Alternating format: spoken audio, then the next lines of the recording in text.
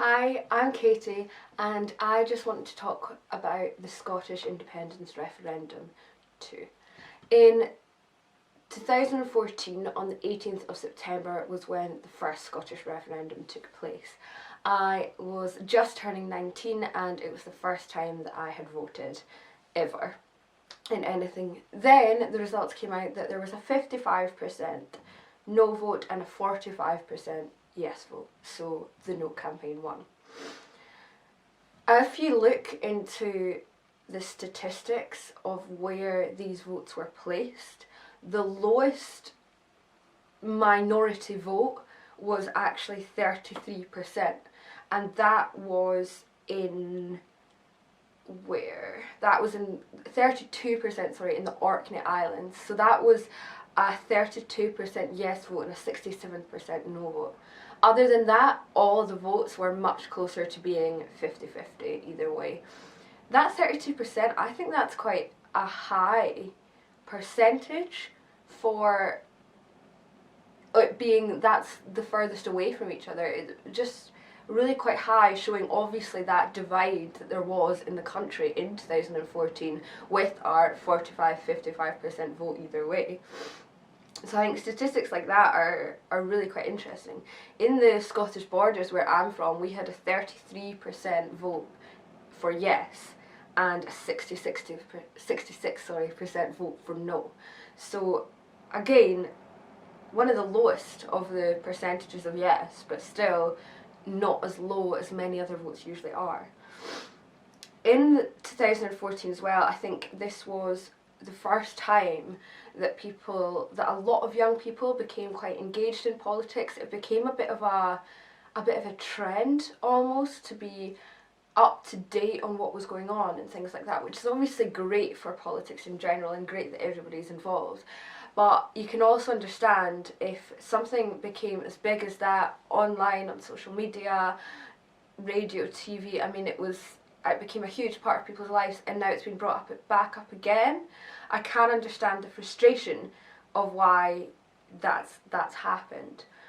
But according to Nicola Sturgeon, the reasons that she says that we can now have another independence vote is that she set down two conditions, and once they were met, she said that she would hold another one. And these two conditions were: if there is clear and sustained evidence that independence has become the preferred option of a majority of the Scottish people, and if there is a significant and material change in the circumstances that prevailed in 2014, such as Scotland being taken out of the EU against our will. So obviously that second one about leaving the EU, the UK has decided as a whole to leave the EU, even though 62% of Scots voted to remain as part of the EU. So I guess you could say that that condition has been met.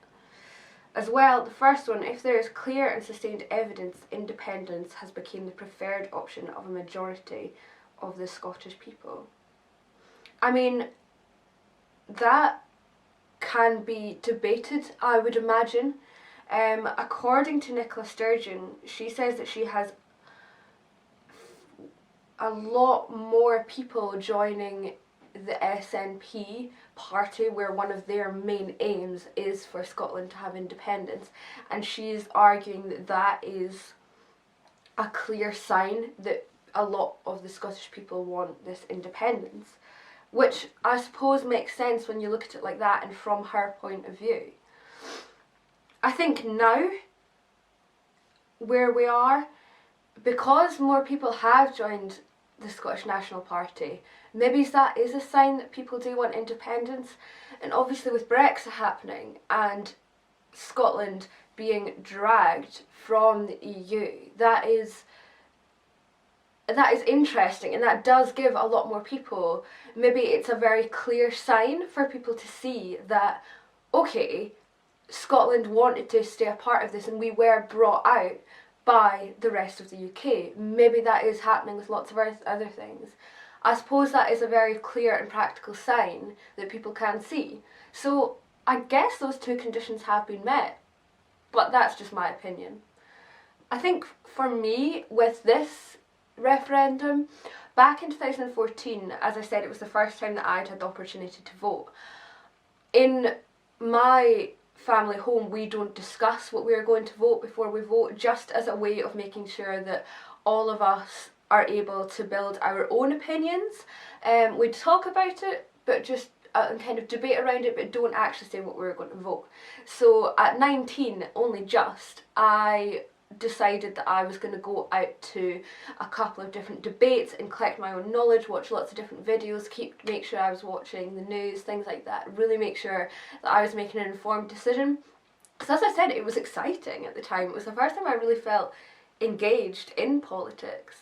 And after a long time of deciding, and pretty much deciding the day before I had to vote, I decided to vote yes for an independent Scotland.